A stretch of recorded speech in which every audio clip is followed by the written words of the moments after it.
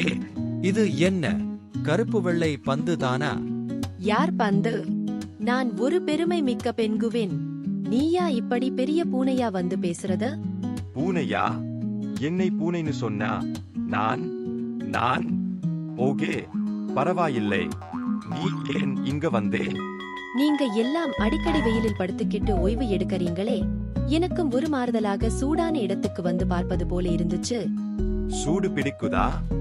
என் அழகு ஒரு கோழிக்கால் கேரி மாதிரி வெந்து போயிடும் போல இருக்கு. நீ பனிக்கட்டிலிருந்து வந்திருக்கியா? அங்கே எப்படி இருக்குது? நல்ல குளிராக. நீ வருவியா ஒரு கிழமை? நான் பனிக்கட்டிக்கு? என் முடி அங்கே எடை போட்டுவிட்டு கீழே விழுந்துவிடும். ஓஹோ, நீங்க வெயில் ஜீவி, நானும் பனி ஜீவி. ஆனா அப்படி இருந்தும் நாம நண்பர்களா இருக்க முடிகிறதில்லையா?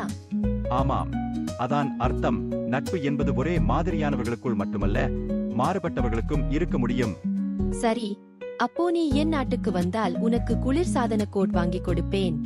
அப்படின்னா நீ என் நாட்டுக்கு வந்தா நானும் உனக்கு கூரை மற்றும் ஏசி போட்டு ஒரு குளிர்மிகு அறை ஏற்பாடு செய்யலாம். நண்பர்கள் என்றால் அப்படிதான். ஒருவருக்கொருவர் நம்பிக்கையோடு இருக்க வேண்டும். ஒருவருக்காக ஒருவர் மாற்றம் ஏற்றுக்கொள்ள வேண்டும். சரி, இப்போதான் உண்மையான நட்பு குறித்த ஒரு பெரிய பாடம் நம்ம 2 பேருக்கும் கிடைச்சிருக்கு. ஆம், சரி. இனிமே நீ என் சிறந்த நண்பன்.